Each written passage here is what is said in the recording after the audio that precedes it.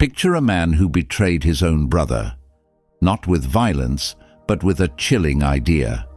Let's sell him. No blood was shed, but the bond of family was broken with just a few cold words. He wasn't the oldest or the most loved, just another face among 12 brothers, shaped by envy, silence, and poor choices. After that moment, he said nothing. He watched his father break down in grief, heard the distant cries of sorrow echoing from the land. Still, he remained silent. He chose to leave it behind, moved to a new place, took a wife. But regret came with him. Year after year, the memory of that day stayed close, until eventually something shifted. The same lips that once proposed betrayal now offered themselves in sacrifice for a younger brother's safety. The one who once betrayed had become one willing to protect. And there, in the presence of royalty and raw emotion, God changed the course of his life. This isn't just a tale of someone feeling sorry. It's a reflection of anyone who thinks their failures have erased their future. There's a deeper truth buried in Judah's life, a story that began in sorrow, moved through acts of disloyalty, and ended with a symbol of promise placed in his hand. You're about to learn why Judah was never just one of 12. Keep watching and uncover the story few have seen, the story of Judah, the brother who sold his own flesh and blood. Leah's journey was never easy. From the day she became Jacob's wife through a trick, her life was marked by comparison. Her sister Rachel was the one Jacob truly adored, loved, admired, and wanted. Leah was the wife he didn't ask for, the one he didn't choose. Life with Jacob was a daily mix of silence, longing, and heartache. She waited for a glance, a soft word, any sign that Jacob might see her as more than just someone he was stuck with. But his heart was already given away. It was never hers. Still, in her rejection, God paid attention. He saw her quiet suffering, her aching heart, her soul tired from fighting to be loved. And so her path to motherhood began, not from happiness, but from a quiet cry for value. She named her first son Reuben, hoping it would change things, but Jacob stayed the same. Then came Simeon, born because the Lord heard I was unloved, yet the ache continued. With Levi, she wished her husband would finally feel close to her, but 3 sons in, and Jacob's heart remained distant. Leah still longed to be held with the love she craved but never received. She gave everything she had, but still felt unseen. Then, something unusual took place. When her 4th child was born, something within Leah changed. Maybe she grew tired of hoping. Maybe she realized that looking for worth in someone else's eyes would never be enough. Or maybe she finally understood that even if a man didn't want her, God truly did. As she held her newborn son, tears filled her eyes, and she softly said, "This time I will give thanks to the Lord." She called him Judah. That name, found in Genesis 29:35, carried deep meaning. Judah means praise. For the first time, Leah didn't name a son based on her pain or her husband's rejection. She wasn't trying to win Jacob's affection anymore. Even with a broken heart, she turned her focus toward heaven. She gave God thanks, not because life was easy, but because she knew he had noticed her. The hidden beginning of Judah's life started here. His name was given in sadness, but filled with hope. While his brother's name spoke of longing and heartache, Judah's name was different. It came from worship. That small child had no idea of the future waiting for him. He didn't know that his name would be remembered for generations, that kings would descend from him, and that the world's hope would be born through his line. Not even Leah could have guessed that this quiet act of faith would speak of a future full of redemption. Scripture doesn't reveal much about Judah's childhood, but the house he lived in was full of struggles. Trouble didn't leave Jacob's home. Rachel was still the one Jacob loved most. Her children, once born, would receive special favor, but Judah carried a name that made him stand out. While others whispered and argued in the tents, Leah raised him with a heart torn in two. Still feeling pain, yet now full of praise, Judah grew up in a world of jealousy, rivalry, and silent competition. But his name always reminded them that beyond all the suffering, there was a reason. There was hope. This is how Judah's story begins, as a mirror of his mother's spirit. She was overlooked, yet not abandoned. Hurt, but growing stronger. Pushed aside by people, but embraced by God. And out of all the sons of Jacob, it was Judah's line that would carry the future, royalty, leadership, and the promised Savior. This boy, whose birth seemed small, was chosen to begin a royal path no one expected. It proves that God's choices don't follow human logic. He lifts the rejected to do what others think is impossible. But who would have thought that this same boy would later take part in the darkest moment of his family? Jacob's household was both a place of shelter and emotional chaos. 4 women, Leah, Rachel, Bilhah, and Zilpah, were all connected to the same man. Each one longed for affection, for recognition, and above all, for love. The family was big, often loud, but also quietly filled with sorrow. Judah was raised in a home filled with tension. Even as a young boy, he realized that being present wasn't enough. You had to compete to matter. His father's affection was clearly centered on Rachel, the wife Jacob had always longed for. Even with many sons around him, Jacob's attention was mostly for the children born to her. Leah, his mother, felt this deeply. Though she had brought 4 sons into the world, her value in Jacob's eyes didn't grow. Each new child may have sparked hope in her, a chance for warmth or recognition. But Jacob never changed, and the children sensed it. Young Judah saw his father spend more time in Rachel's tent. He noticed the looks, the quiet gestures, and slowly began to understand that the family was split by invisible walls. Even the sons of Bilhah and Zilpah, the servant women, were part of this tangled web. There was constant tension between those born to wives and those born to servants. Their mothers quietly pushed these rivalries. Each child was like a flag, representing pride, victory, or even danger. Judah grew more aware with time. He learned courage from his older brothers and emotional sensitivity from the younger ones. A simple meal could turn into a moment to impress or a setting for envy to grow. Though he didn't grasp everything, Judah felt that his home rested on shaky ground.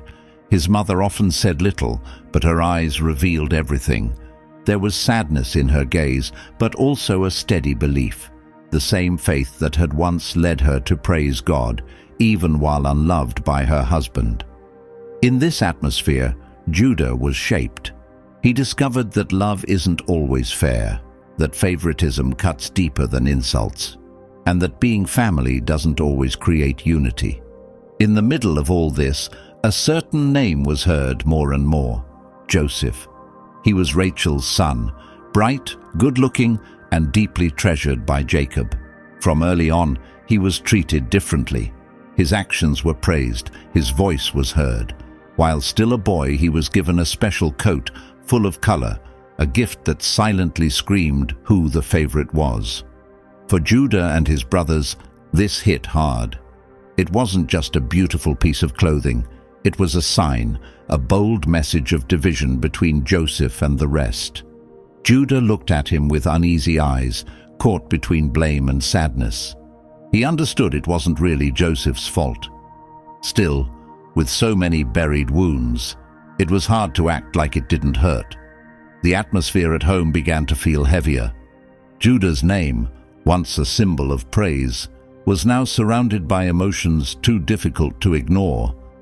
The identity Judah carried, rooted in honest praise, was now being tested by the harsh reality of life at home. Still, he didn't come across as someone who exploded with anger. He observed quietly, kept his feelings inside, and paid close attention to favoritism, unfairness, and even his brother's flaws, including his own.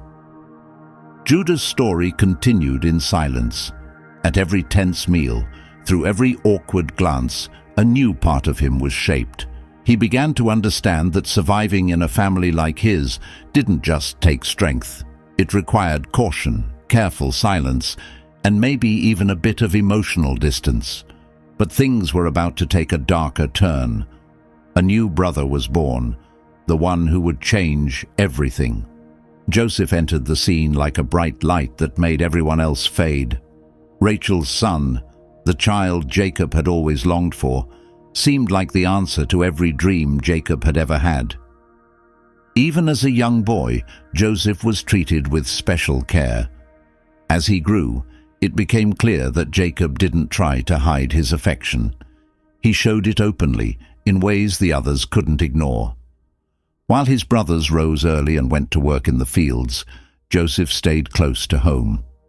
While they labored under the sun, he walked among the tents, watching, listening, and reporting back.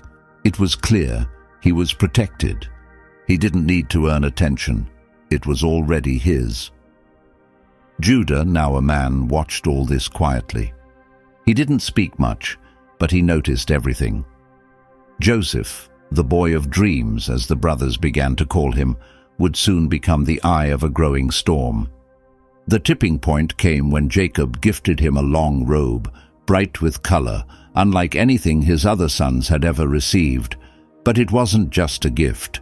It was a symbol, a silent declaration of who mattered most. Each thread in that robe said something. This is the son I cherish. And it made the family atmosphere even more bitter. The brothers began to burn with jealousy. Every step Joseph took was met with suspicion. He didn't help matters either. Joseph started sharing dreams, visions where he was placed above them all. In one, bundles of grain bowed down to his. In another, the sun, moon, and 11 stars lowered themselves before him. Judah stayed quiet, but his mind was active. He stared at Joseph with sharp focus. He was nothing like Simeon or Levi, who were quick to react.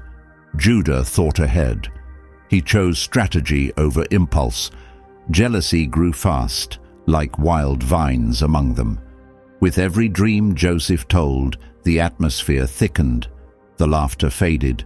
Looks turned sharp and distant. Even the servants felt the tension.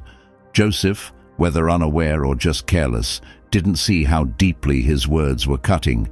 And if Joseph did understand how much pain he was causing, he didn't seem bothered. Judah, on the other hand, stayed focused. He wasn't the kind to lash out. He was the kind who planned. In Jacob's already divided household, where favoritism had left scars, tension was close to breaking point.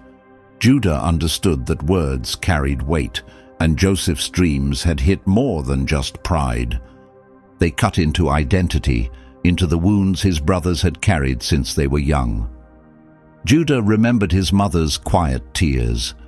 He remembered long days in the fields, hard work without thanks. He remembered Jacob's silence, how the father never defended the unloved. All those memories now mixed with what was happening.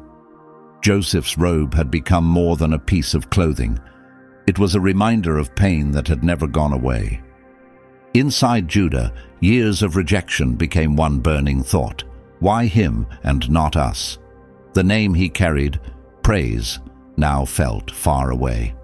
His personal journey continued quietly, forming in the shadows of envy. Leah's faith, once strong in his heart, was fading beneath the noise of bitterness and rivalry. Things grew more tense. The brothers began to whisper. Anger smoldered beneath the surface like fire waiting for wind. Then one day, Jacob asked Joseph to go check on his brothers in the fields. Just a simple task, an errand any son might be given. But behind that harmless request, everything was about to change. Joseph walked out, unaware that he was about to face years of hidden frustration. And this time, Judah wasn't just watching from the sidelines. What do you do when your brother acts like he's above you all? Before we move forward, we'd like to ask for your help. Subscribe to our channel and leave a like. It helps us share these powerful biblical stories with more people. Now, let's continue the story of Judah, the brother who once sold a sibling, but later offered his own life. Jacob had sent Joseph to find his brothers and return with news about the flock. It seemed like a small task, but for Joseph, it became the start of the hardest season in his life, and for Judah, it marked a deep turning point. As Joseph crossed the fields, he likely had no idea what was coming. The robe he wore, the clear sign of being chosen, blew in the breeze, stirring up feelings in his brothers that had long been buried. He didn't realize his presence awakened not love, but deep resentment. Judah saw him first. Even from a distance, he knew it was Joseph, by the way he walked, how he held himself, and most of all, by the bright robe that seemed to shout, "I'm the one he loves." A heavy silence spread among the brothers. When the others realized who was approaching, everything changed. The air grew tense. Words flew between them, fast, sharp, and laced with years of resentment. "Here comes the dreamer," someone muttered. Their eyes darkened. Rage, long buried, now poured out like a flood. Terrible thoughts rose quickly. "Let's kill him," someone said. "We'll just say a wild animal tore him apart." It felt like the perfect plan. No father around, no witnesses, no questions. But then, in the middle of the storm, Judah spoke up. He didn't need to raise his voice. His tone was dry, calm, and cold. "What do we gain by killing him?" he asked. "There's no benefit in that." For a moment, they paused. "Let's sell him to those Ishmaelites," Judah continued. "He's our brother, our own flesh and blood. Let's not shed his blood." His suggestion felt smart. Their anger turned into calculation. It sounded like a solution. Joseph would be gone. They wouldn't have blood on their hands, and they'd walk away with silver in their pockets. Evil often disguises itself with logic, and guilt is easier to carry when it looks like reason. When Joseph finally arrived, no brother greeted him. There were no words of welcome, only fists. They tore off his robe, the one that had set him apart, and threw him into an empty pit. Judah watched it all. He said nothing. He didn't stop them. He simply stood by. Soon, a group of Ishmaelite traders passed nearby, heading to Egypt. The timing was perfect. The brothers waved them over. They haggled and made a deal. They sold Joseph, like property, like cargo. A life reduced to a price. Judah didn't flinch. Joseph was dragged away, tied up, confused, afraid. His eyes searched his brothers' faces for answers. When they met Judah's, there was no warmth there. Judah didn't look away. His eyes seemed to say, this had to happen. The deal was done. They received 20 pieces of silver. The brother who once played, ate, and slept beside them was now being hauled off to a foreign land, just another slave among many. And when the sound of the caravan faded into the distance, the weight of what they'd done began to settle. Still, no one said a word. Judah, unlike the others, appeared calm. The robe, once colorful and whole, was dipped in goat's blood. It would serve as their proof. They were ready to return home, not with guilt, but with a lie dressed in sorrow. Jacob took the robe as if it were a body. He mourned like a man who had lost everything he had left. It was heartless, but it was part of the plan.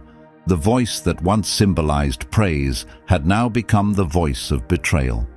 The brothers walked in silence, their steps hidden by the dust rising beneath their feet. No one spoke a word. The silver coins were already stored away, but the real weight they carried couldn't be measured in metal. It pressed on their hearts. The tunic, once a sign of favoritism and deep wounds, had now become the centerpiece of a terrible lie. The trap had been set. Now came the performance. They reached home just before dark. Jacob was waiting, hopeful, eager to hear from the son he had sent out that morning. But instead of hearing Joseph's bright voice, the old man was met with silence and a blood-soaked robe. "We found this in the field," they said. "See if it belongs to your son." They handed it to him like it was nothing, like it didn't carry the weight of a family's betrayal. Judah kept to the back. He didn't say a word. He just watched. Jacob took the robe with shaking hands, his eyes locked onto the blood. The fabric was all too familiar. It was the very robe he had gifted his beloved boy. His face drained of color, his knees gave out. A deep, broken cry came from within him. His tears flowed freely. He ripped his clothes and fell to the ground. "My son, Joseph," he shouted. "He's been torn apart. He's dead." He covered himself in ashes, crushed under the weight of sorrow. The household rushed in, unsure what had happened. The women tried to console him, but he wouldn't listen. The sons gathered around, all but Joseph, and offered quiet words of comfort. But none of their voices could touch the grief that consumed their father. Judah stood and watched. He saw his father collapse under sorrow, and deep down he knew that grief had a face, a name, and it was alive somewhere in Egypt, crying just as hard as the man who believed he was dead. But Judah said nothing. Being part of the deception was like carrying a silent burden that never left him. Every step through the house, every glance from Jacob, every sigh of pain from his father was like a thorn in Judah's soul. The guilt was never spoken, but it echoed loudly inside him. There was no going back. What they had done couldn't be reversed. The lie couldn't be untold. And Jacob's heart was left in pieces. Days turned into weeks, and Jacob continued to refuse any form of comfort. Grief blanketed the camp like a thick fog. The once energetic and authoritative father figure had become a shadow of who he used to be. He barely walked, ate almost nothing, and kept going back to the coat, holding it close as if it was still his son. Judah, whose name once meant a tribute to the Lord, as his mother had told him, now remained quiet, wrapped in the guilt of betrayal. Judah's story kept unfolding, not through actions or confessions, but through the unbearable silence. That same silence that had ignored Joseph's cries from the pit now settled over Jacob's household like a suffocating veil. There were no celebrations, no laughter. Life moved on. The animals still needed tending, the family business continued, but the heart of their home had changed. Something had been buried when they lied, and it wasn't just honesty that died. Judah started feeling more and more detached. He felt like he didn't quite belong with his brothers anymore.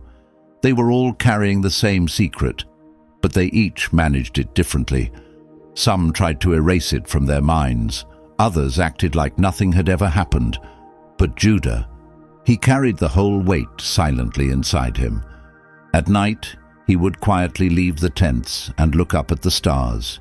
He couldn't forget Joseph's face when they sold him, or the way Jacob clung to that coat. He remembered how his own tears had stayed trapped inside, and he wondered, could he ever be forgiven? But the truth was hidden, known only to the brothers, and none of them dared speak. No one would shatter that terrible silence. Jacob's sorrow only grew deeper, and Judah's guilt grew right along with it. He tried to keep going, but deep down, he knew something had broken inside him that day. A part of him had been left behind in the pit. Another part shattered as he watched his father scream over a son who wasn't even dead. That's when Judah started thinking about walking away. He needed to breathe. He needed space. He wanted to escape it all. But guilt doesn't stay quiet forever. After everything that had happened, he could no longer stay in that place. The guilt pulsed in his chest like a wound that refused to close. Seeing his father fade with each passing day, hearing Leah's silent weeping, and enduring the loaded stares from his brothers had become too much. He had to leave, to get away from the painful memory of that coat, soaked in false blood, and from the ghost of Joseph that haunted every corner of their home. So Judah chose to go. He left Jacob's household and journeyed to Adullam, a Canaanite area far from both the land of promise and the covenant tied to Abraham's descendants. There, he found new surroundings, new people, and eventually a woman to marry. She was the daughter of a man named Shua. Judah took her as his wife. The account doesn't mention love or emotion, just that they married. Maybe Judah was searching for a fresh start, or maybe just something to keep his mind occupied. What he truly needed was relief from the weight he carried within, a guilt that time alone could not erase. From this union, he had 3 sons, Onan, and Shelah. His oldest, matured quickly. Judah arranged for him to marry a young local woman named Tamar. In starting this new family line, Judah saw a small chance at renewal. Perhaps through this new beginning, he could leave his past behind. But what seemed like a fresh chapter came with a clear truth. Distance doesn't wipe away the past, and silence doesn't take pain away. The firstborn, did wrong. The scriptures say that his actions were evil in God's eyes, and so the Lord ended his life. His death came without warning. Tamar, still a young bride, became a widow. Judah's home was filled with mourning, not the kind caused by guilt, but the kind that opened old wounds. To follow the Levirate custom, which asked a younger brother to provide heirs in the name of his deceased sibling, Judah gave Tamar to his second son, Onan, but Onan rejected his responsibility. He would sleep with Tamar, but made sure she wouldn't become pregnant, knowing any child would not be considered his. His actions displeased God, and like his brother before him, Onan died. Now Judah had lost 2 sons, and Tamar had become a widow for the second time. Fear and doubt began to grow in Judah's heart. Though he told Tamar that his youngest son Shelah would be hers when he grew up, he didn't plan to follow through. Inside, he began to wonder if Tamar was cursed. Perhaps she was the reason for the deaths in his family. And just like he had once done with Joseph, Judah chose to ignore the truth instead of facing it. He sent Tamar back to her father's house, telling her to wait until Shelah was older. But this was just a way to send her away without facing what had happened. It was a quiet escape, hidden under the mask of caution. Judah's story kept unfolding through choices made to avoid what was right. He had once walked away from his father Jacob, and now he was turning away from his duty as a father and as a man. Though he had a household and children of his own, Judah had drifted far from where he had started. He no longer called on the God of his ancestors. The old promises meant nothing to him now. His days became predictable, and his faith felt like a memory. The name that once meant praise was now a name he barely lived up to. His life was about getting through each day, not worship, not purpose. Sadness had found its place in his home. 2 sons gone, a promise left unkept, a daughter-in-law pushed aside, a heart changed by the slow build-up of choices meant to avoid the truth. Judah longed to leave everything behind. But soon, life would remind him that every decision we make leaves a trace, and every seed planted, whether good or bad, eventually grows. Avoiding the truth doesn't make it disappear. Sooner or later, silence breaks, and justice, divine or otherwise, finds a way. The hurt Judah had caused, the lie he had protected, and the shame he carried were all about to clash with a woman who refused to be forgotten. A turning point was coming. Tamar had returned to her father's house with a promise.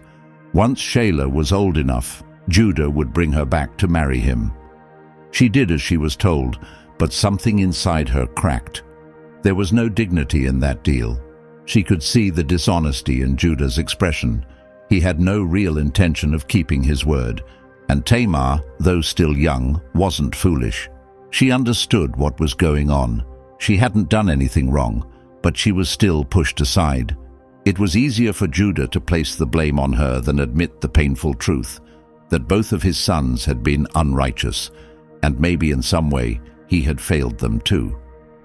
Tamar passed her days surrounded by quiet walls and sideways glances.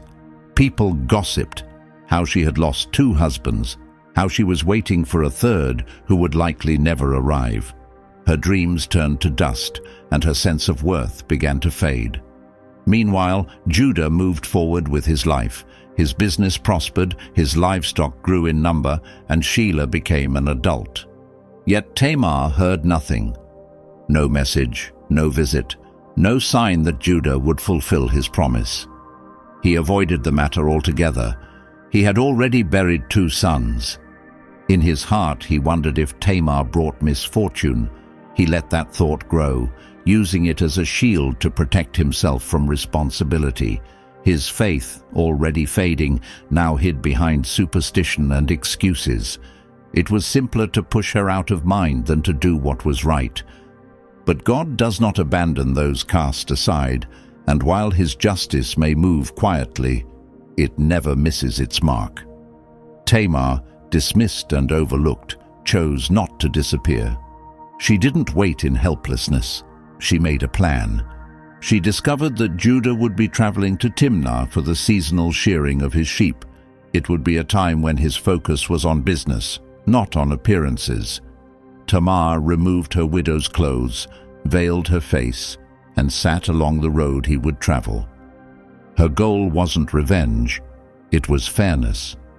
She knew she had no standing, no way to be heard as a disregarded widow. But hidden behind her veil, she could force Judah to face her, even if he didn't realize it was her. Judah saw the woman by the roadside, but he didn't recognize her. He thought she was a temple prostitute, one of many that could be found in the area. He approached her and made an offer, unaware of the truth behind the disguise. Tamar, steady and composed, asked for a guarantee, his seal, the cord that bound it, and his walking stick. These were personal items that symbolized his name, his position, and his direction in life. Judah handed them over. They slept together. Afterward, Judah continued on his journey. He had said he would send her a young goat as payment. But when he tried to send it through a friend, the woman was nowhere to be seen. No one in that area had seen or heard of a prostitute near the road. So Judah gave up. It's better to stay quiet, he thought.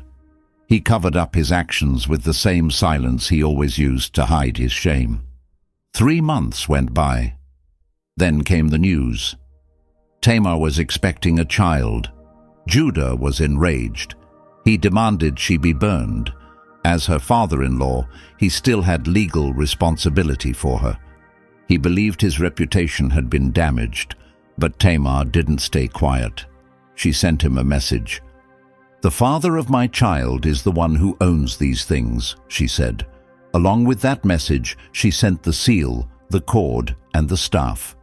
Judah recognized them instantly. They were his. In that moment, everything was exposed. His double standards, his silence, and his fear. The very woman he had tried to erase was the one holding up the truth for him to see. Then Judah said something that would mark a turning point in his life. "She is more right than I am." It was the first time he openly admitted he had been wrong. He didn't shift the blame. He didn't make excuses. He didn't try to hide behind someone else's actions. He simply spoke the truth. Tamar, the woman no one defended, became the one who revealed it. She didn't just uncover his failure. She made him face who he had become. And at that moment, Judah's inner story began to change. For the first time, he allowed himself to feel remorse. There was no dramatic punishment, no thunder from the skies. What happened was deeper. It was personal, a painful, honest moment that brought freedom. Tamar moved forward. She gave birth to twin boys, Perez and Zerah. Through Perez's line, generations later, King David would be born, and from David's family, the Savior. Yes, from a woman left behind and a man who had failed her, God created the path of redemption.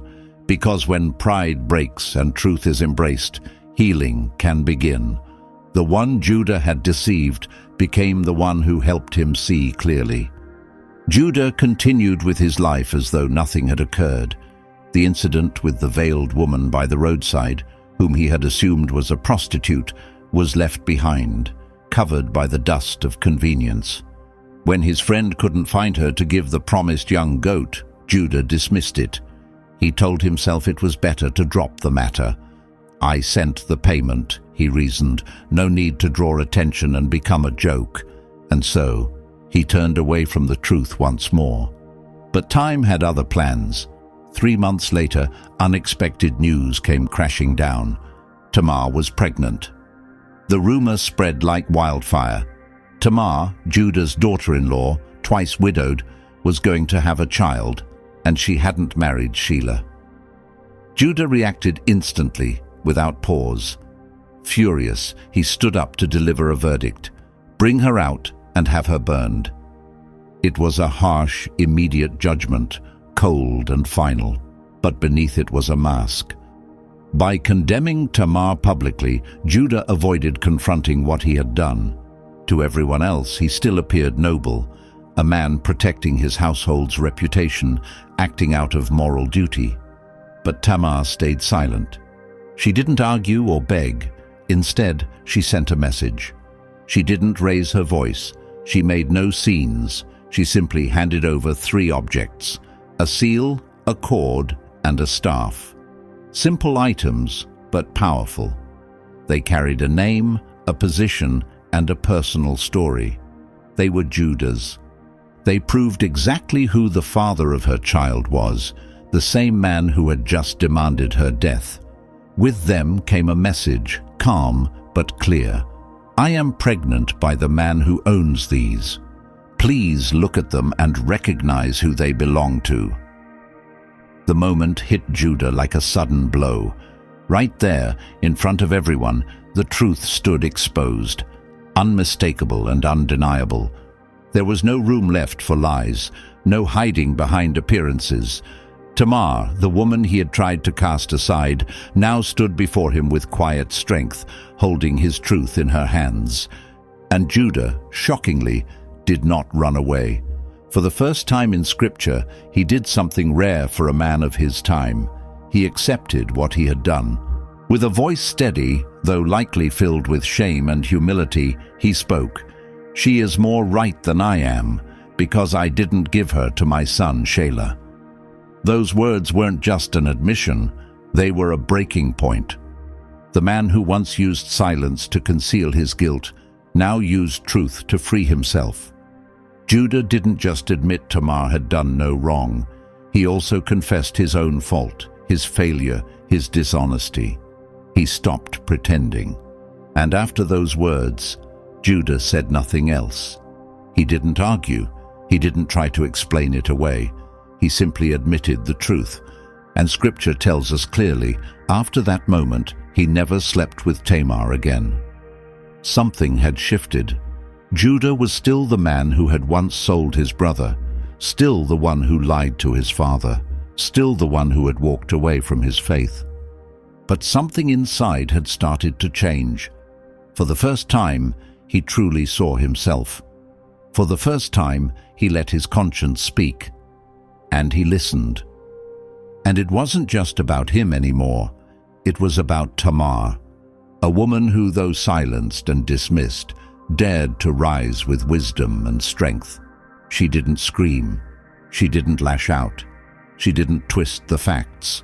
She simply brought forward the truth and let it stand on its own. Tamar didn't just seek justice for herself. She saved Judah from himself. If he had stayed on the path of hiding and pretending, his story would have ended in disgrace. But by facing him with courage, Tamar gave him a chance to change, and Judah took it. That moment became the turning point in his story. No fire came down from the sky. No heavenly vision appeared. It was a woman, a widow, overlooked and underestimated, who with bravery and grace brought light to what Judah most wanted to keep in the dark: the truth. And out of that unexpected meeting, which began with deception, came twins. Tamar gave birth to 2 sons, Perez and Zerah. But it was Perez who came out first. His name means breaking through, and it would be through him that King David would one day be born, and later the Messiah, Jesus. Yes, from a man full of failure and a woman others had cast aside, God began a new chapter in his plan of rescue. Because that's how he works. He shows strength through human weakness. He rebuilds through honesty. He transforms through repentance. Judah was no longer the man he once was. There was still a journey ahead, but something new had begun. He was becoming a true man, not through control or pride, but through humility. A flicker of light had appeared. Still, the road of redemption was not short. As time went on, Tamar's body swelled with life. The child once seen as part of a scandal had become a sign of something greater.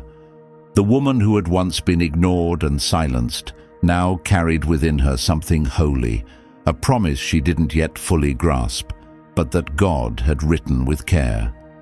Judah, now watching from a distance, remained quiet. But this time, it wasn't the silence of hiding. It was the silence of a man beginning to surrender. When the time came for Tamar to give birth, something unexpected happened. As her labor began, it became clear she wasn't carrying just one baby, but 2. She was having twins. It was as if God was emphasizing his message, doubling the outcome, showing that even through flawed choices, he could bring forth life.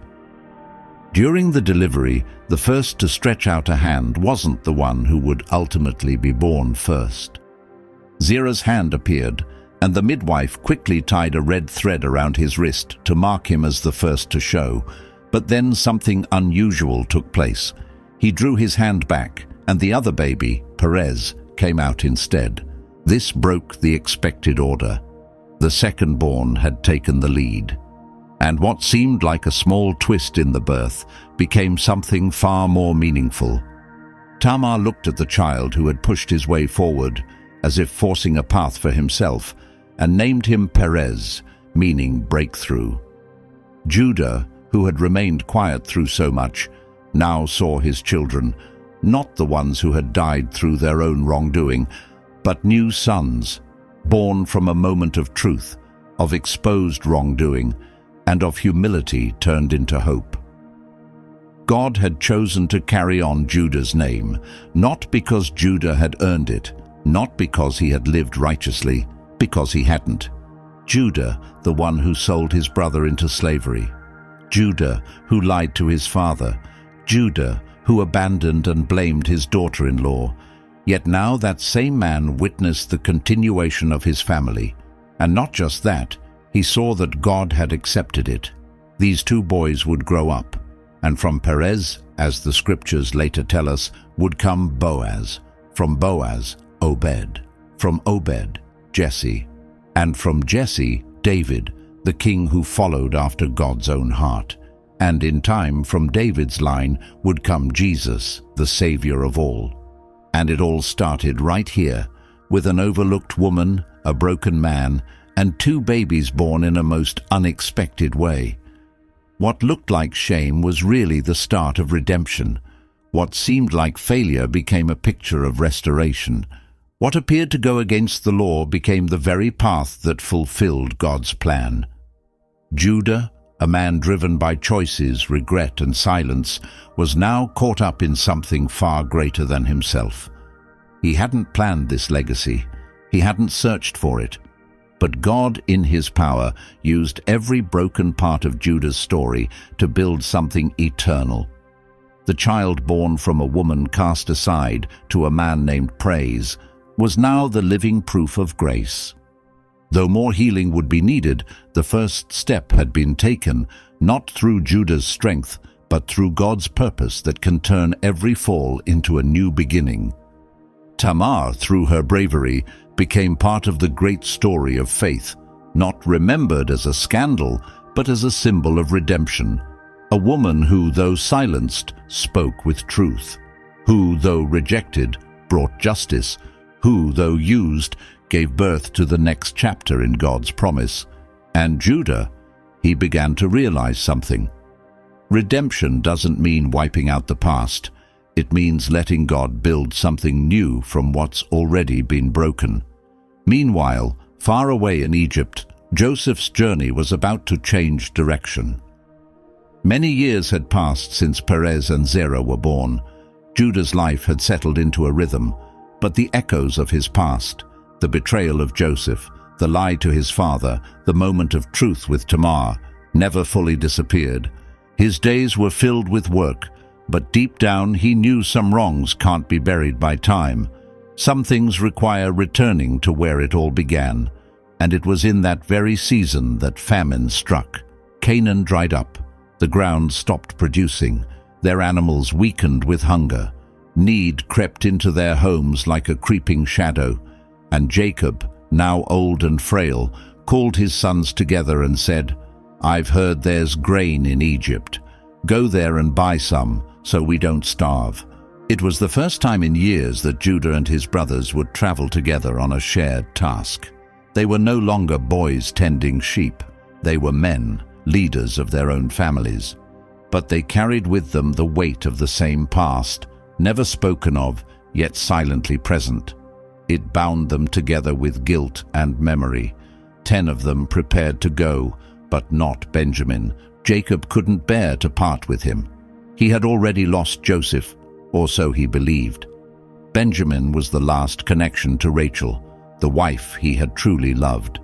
So Benjamin stayed behind, and Judah, older now, steadier, went with the others.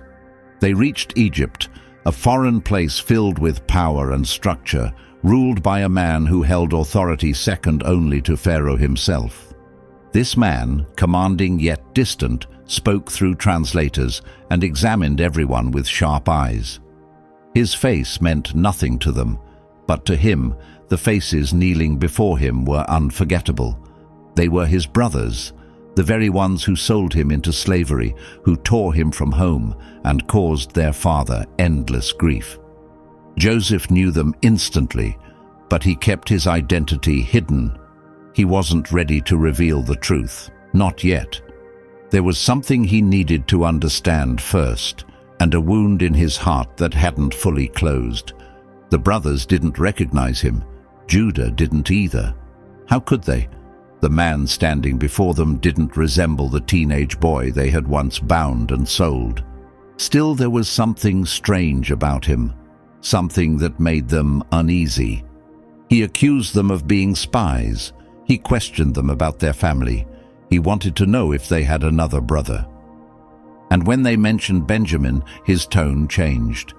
"Bring your youngest brother here to prove you're telling the truth." The brothers returned to Canaan with their grain sacks full, but also with a warning. If they ever wanted more food, they had to bring Benjamin. Jacob resisted. Fear held him still, but eventually hunger grew louder than fear. That's when Judah stepped forward with a different spirit. He was no longer the man who had stood silent when his father wept in agony. Now he stood strong and said, "I'll take full responsibility for him. If I don't bring him back safely, I will carry that failure forever." It was a defining moment. Reuben had also offered his own sons as a pledge, but Jacob had rejected the idea. When Judah spoke, something in his voice struck differently. It didn't just sound convincing, it sounded genuine. This wasn't a man trying to cover guilt with words. This was someone ready to bear the cost. The quiet transformation of Judah was taking center stage again, not as the betrayer this time, but as someone taking responsibility. The one who once caused deep wounds in the family was now trying to lead them toward healing. Jacob, torn but hopeful, finally agreed. They packed up gifts, gathered money, and prepared for the journey. This time, they brought Benjamin, and with him came tension. Judah's heart pounded. He understood the stakes. Their survival depended on this. But even more, he sensed that this was a test of his own soul, not from the ruler in Egypt, but from the God who sees all. When they arrived again in Egypt, they were taken to the house of the powerful man. Joseph welcomed them with a feast. He saw Benjamin and was overwhelmed with emotion, but he still kept his secret. The brothers were relieved. For a short moment, it felt like peace had returned. Maybe the storm had passed, but they were wrong. The hardest part was still to come. Back home, the grain supply was shrinking fast. The food they had brought was no longer enough. More mouths to feed, but fewer resources left. Hunger crept back in, louder and more urgent, and with it, the decision Jacob had tried to avoid. The Egyptian leader had made it clear, do not come back unless Benjamin is with you. But for Jacob, that felt like losing another son all over again. After Joseph disappeared, sending Benjamin felt like tearing open an old wound. Rachel, his true love, was gone. Benjamin was the only piece of her left. Benjamin was the last piece of a love that could never be replaced. His brothers understood this, which is why they hesitated to bring it up. But hunger gave them no choice. Their lives and their families were on the line. That's when Judah stepped forward. He didn't speak like before, with schemes and detachment. Nor was he hesitant, like someone afraid of conflict. He spoke as someone who had been broken, someone who had lost too much to keep pretending. "If you don't let us take Benjamin, we can't go back," he said. "The man warned us clearly. If our youngest brother isn't with us, we won't even be allowed to see him." Judah's voice filled the space. It was steady, but this time it carried something deeper, a sense of true responsibility. Jacob hesitated. His sorrow was clear. Every mention of Benjamin cut deep, but Judah held his ground. He continued, speaking words that would become a turning point in his life. "I'll take full responsibility for him. You can hold me accountable. If I don't bring him back safely and place him before you, then I'll carry that failure for the rest of my life." This wasn't just a promise. It was a personal pledge. The same man who once pushed to sell his brother was now offering himself in his place. The one who stayed silent during his father's agony now vowed not to rest until his father found peace again. And Jacob, looking at Judah, perhaps sensing something genuine, something changed, gave in. With a heavy heart, he allowed them to leave.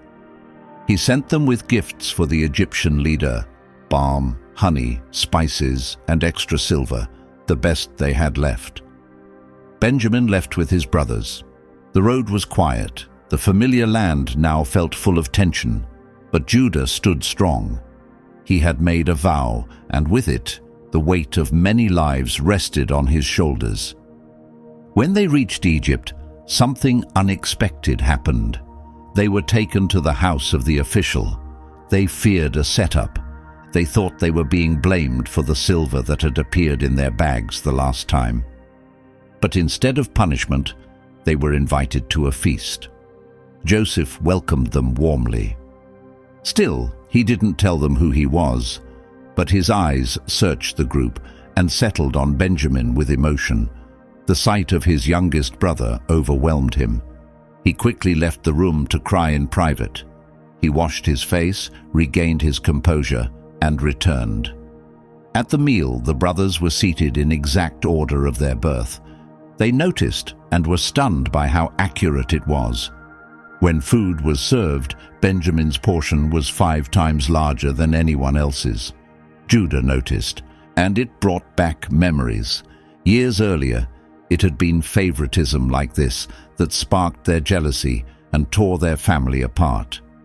Now Judah watched as Benjamin received special treatment again, waiting to see how the others would respond.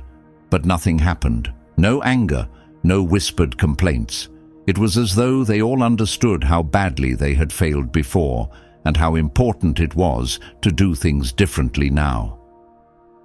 Judah stayed alert.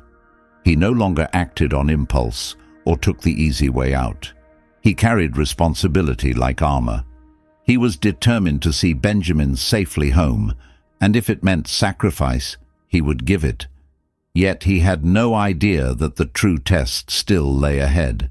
The promise he had made was about to be proven in fire, for the God who authors stories of redemption rarely closes a chapter without first testing the heart. The feast ended. Their sacks were once again loaded with grain. The brothers prepared to leave. There was a sense of relief, maybe even hope. But an unseen plan was already in motion, one that would reveal whether Judah's change was genuine or just an appearance. Making a vow is easy. Keeping it costs something. He had spoken words of guarantee, but could he fulfill them? Before dawn, Jacob's sons set out for home. Their supplies were secure. Benjamin was with them. For the first time in a long while, the mood felt lighter. It seemed the worst was behind them. But they didn't know that one last trial had been prepared, a test that would stir up old ghosts and show what had truly changed. Soon after they left, the powerful Egyptian official, still hiding his true identity as Joseph, called his steward and gave precise orders. "Fill their sacks with grain as before, but place my silver cup in the bag of the youngest." The trap was set.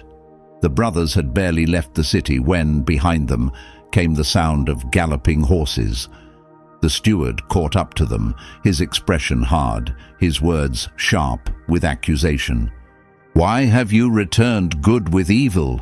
My master's silver cup is missing. It is the one he uses for divination, and it is highly valuable." The brothers were stunned, indignant. They protested earnestly. They had done nothing wrong. One of them, sure of their innocence, said, "If any of us is found with that cup, let him die, and the rest of us will become your slaves." The servant spoke calmly and firmly. He said that the one found with the cup would become his slave, while the rest would be allowed to go free. Each man got off his animal. One after another they opened their bags.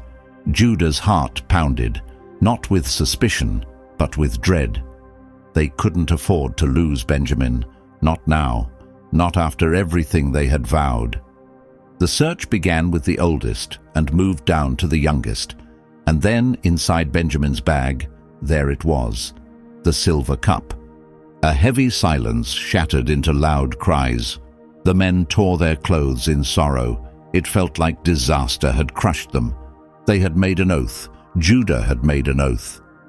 And now the youngest, their father's most loved son, was facing a life of slavery. They didn't delay. They turned back to the palace. Their only hope now was to plead and beg for mercy. All of them bowed before the powerful man, unaware that they were kneeling before the brother they once sold. Joseph observed them closely.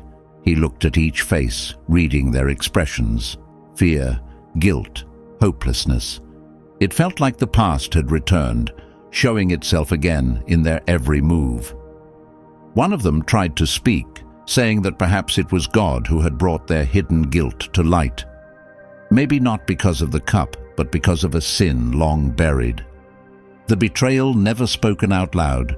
They offered to become slaves together, but Joseph said, "I would never punish those who are blameless. Only the one who had the cup will remain. The rest of you may go home in peace." Then Judah stepped forward. The same man who once suggested selling Joseph now placed himself in the middle of the crisis. His voice was steady but full of feeling. He talked about their aging father and how losing another son would break him completely. He spoke of the strong bond between Jacob and Benjamin, of how the sorrow had never left since Joseph vanished. And finally, he said, "Please, let me stay instead. Let Benjamin return home with his brothers. I'll stay and serve you as a slave." He was the same person, but his heart had changed. Judah no longer hid. He no longer tried to shift the blame or run from the truth. Now he accepted the sorrow, the remorse, and the danger. For the first time, he was ready to pay the cost that love truly asks. A heavy silence followed. Joseph looked at him.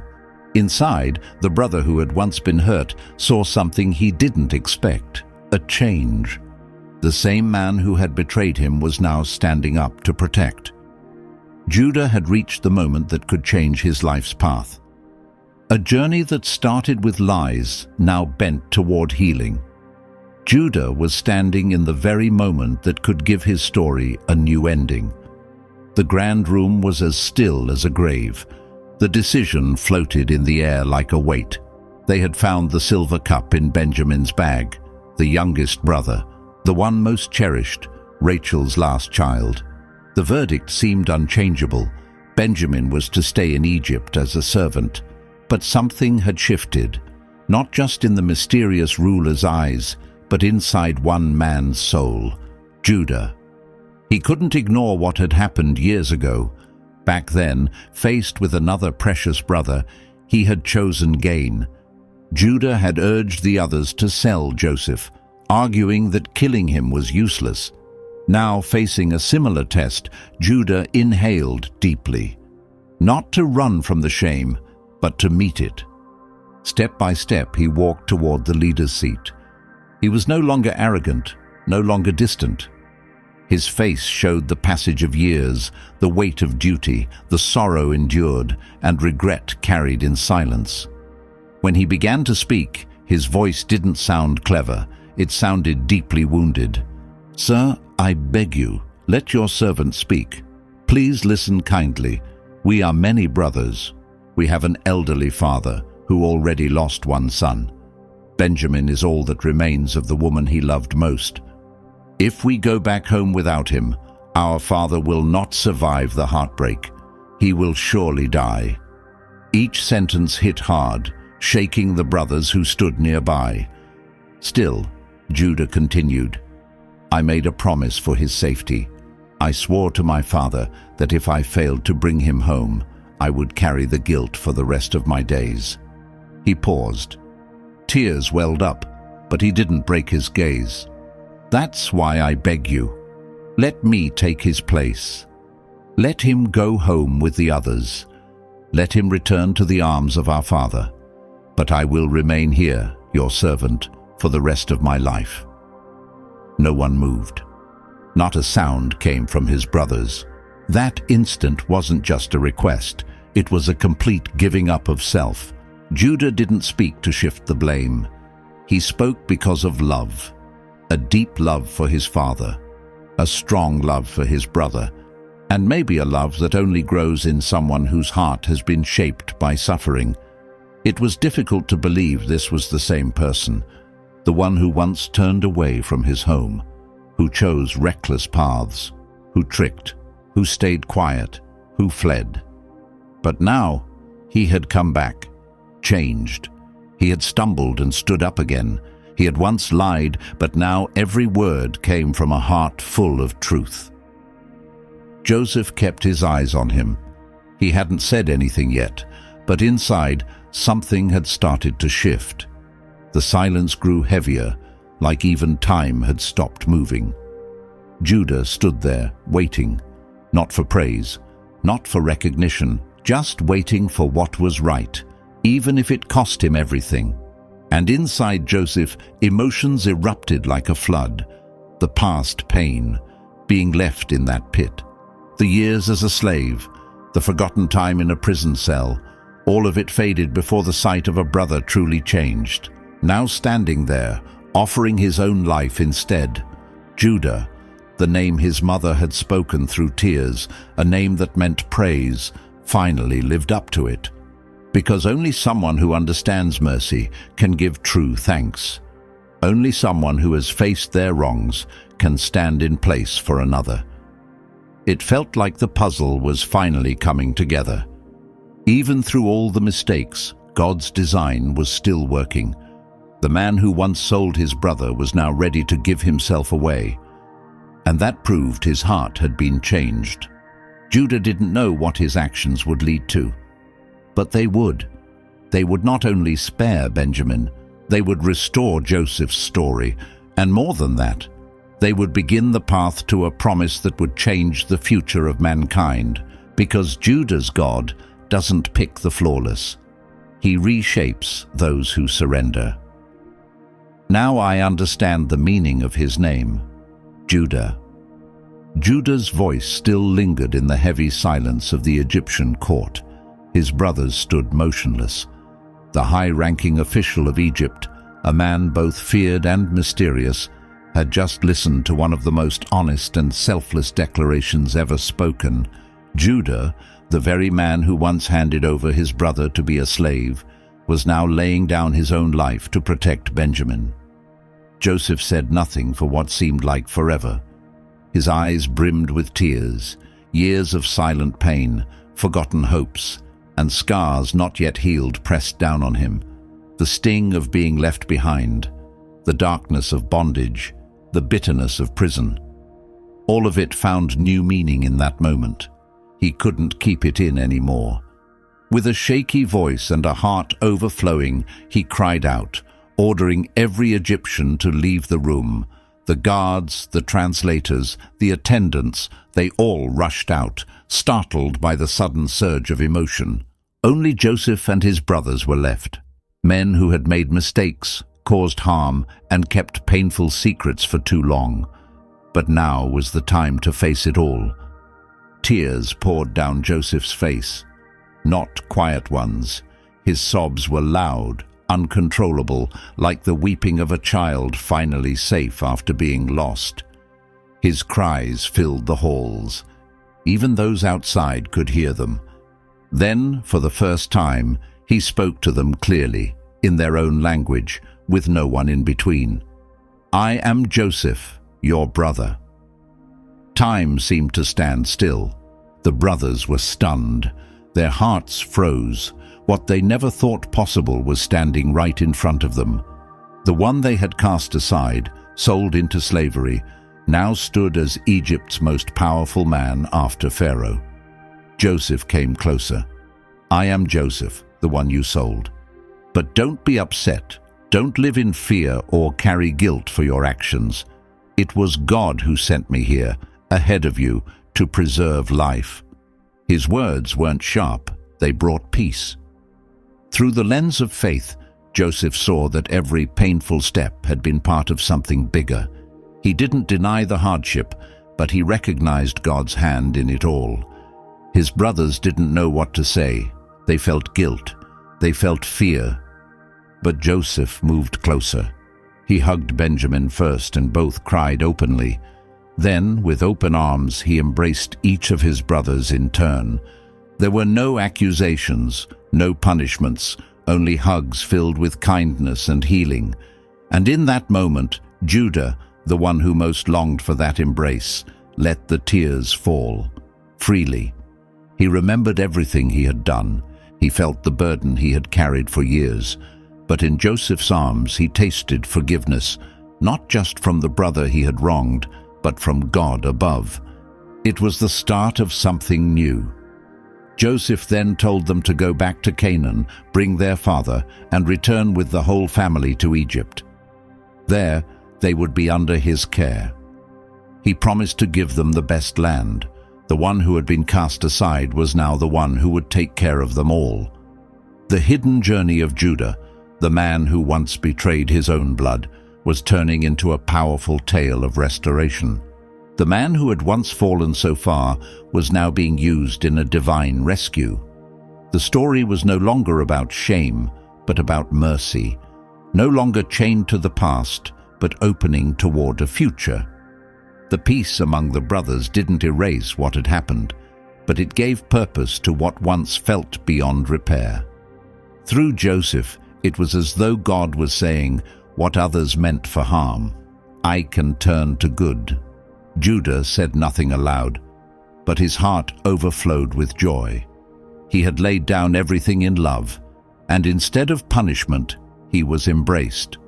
He who once ran into the shadows now stood in a light so radiant it made everything else fade. What began with betrayal and a stained garment was now being rewritten with tears of healing, honest affection, and the promise of hope. But the story wasn't over yet. A greater blessing was on its way. Time passed after Joseph revealed who he was. Jacob and his family settled in Goshen, a rich area given by Pharaoh. While famine devastated the surrounding lands, they were safe, protected by Joseph. Now aged and nearing death, Jacob gathered his sons to offer final blessings. But more than farewells, these were glimpses into their destinies. When Judah's turn came, Jacob looked into his son's eyes. This was the same son who had once chosen betrayal, yet now Jacob saw a different man, one shaped by change. He spoke, "Judah, your brothers will honor you. You will overcome your enemies. Your father's sons will bow before you." Words filled with promise. Judah, not the eldest, would carry the crown of leadership. Jacob added, "Judah is like a young lion. You've risen from your prey, my son. Like a lion, you crouch and lie in wait. Like a fierce lioness, who would dare disturb you?" The image of the lion spoke of power, bravery, and kingship, yet the most powerful prophecy was still to be spoken. The royal staff will never leave Judah, nor the commander's staff from between his feet, until the true ruler comes, the one destined to reign, and the nations will honor him. These words were rich with prophetic meaning. The scepter, a sign of power and kingship, would remain with Judah's family until the rightful king arrived, a clear glimpse of the Messiah who would come from his descendants. Jacob continued, "He ties his donkey to the vine, his young colt to the best branch. He washes his clothing in wine, his robes in the red juice of grapes. His eyes are darker than wine, his teeth whiter than milk." The words drew an image of plenty, peace, and purity, but also whispered of blood, sacrifice, and redemption. Judah remained quiet. His heart stirred. He remembered the paths he had taken, the sins, the sorrow, but also the turning point. And now he had been given a promise far beyond his imagination. After blessing each of his sons, Jacob gave final instructions about his burial, then passed away. He was laid to rest in the family tomb in Machpelah alongside his ancestors. Judah's once hidden journey, filled with flaws and redemption, ended with a timeless promise. From his descendants would come the deliverer, the one who would save not just Israel, but all humanity. Judah's story reaches its end, but his legacy lives on through the ages. When we reflect on his life, we don't see a man who started as a hero. Instead, we see a regular man who stumbled badly, a brother who suggested selling Joseph, a son who took part in the lie that shattered his father, a man who chose to walk away and live apart from God. Yet, that's the man God chose for something eternal. Judah's story didn't end in Egypt or a grave. It stretched far beyond. In the New Testament, his name appears once again. This time, not in shame, but in honor. At the very start of Matthew's Gospel, in the family line of Jesus, it's written clearly, Judah, not removed, not hidden, but honored. Mistakes and all, he was named in the line of God's Son, as if God himself was saying, Judah's story, marked by jealousy, failure, and sorrow, finishes with glory. He wasn't flawless, but he was made new. His beginning was rough, but his ending was full of glory. God shaped him over time, chapter after chapter, turning his life into a living message of restoration. And then, in the final book of the Bible, Revelation, that long-awaited descendant, the one who holds the everlasting scepter, is finally revealed. Not as an infant in a manger, but as a triumphant king. The scripture powerfully announces, "Look, the Lion from the tribe of Judah has overcome." Yes, Jesus, the Son of God, carries the title, the Lion of the tribe of Judah. Not from Joseph's line, not from one of the brothers who seemed more spiritual or noble, but from Judah, the very man who stumbled, repented, and changed. And that speaks to us today. God doesn't look for the strongest, the brightest, or the most blameless. He chooses hearts that are open, people who face their failures and let him write a new ending. Those who admit they can't do it alone, but believe that in his hands their story can matter. Grace always reaches deeper than our past. Judah's hidden journey mirrors our own. Who hasn't fallen short? Who hasn't held on to guilt, hidden shame, or poor decisions? And yet, the same grace that lifted Judah is still available now. The same voice that brought forgiveness and healing in Egypt still calls to us. And that leads to a question. What part of your story have you kept in the dark? What piece of your past do you believe God can't use? Let it go. Let it be seen. Because when we surrender our broken pieces to the Father, He turns them into beauty. Where there was once disgrace, He writes stories filled with hope. He raises leaders out of those who once felt unworthy. Judah's story proves that no life is too far gone for mercy to reach. If God could use a man like Judah, flawed, burdened, and fallen, to bring forth the Messiah, He can absolutely use your life to touch others.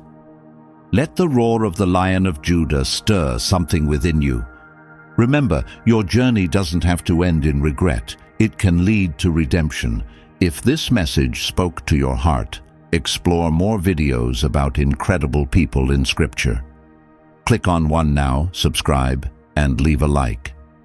May God keep showing us that He transforms even the worst moments into something beautiful, just like He did for Judah.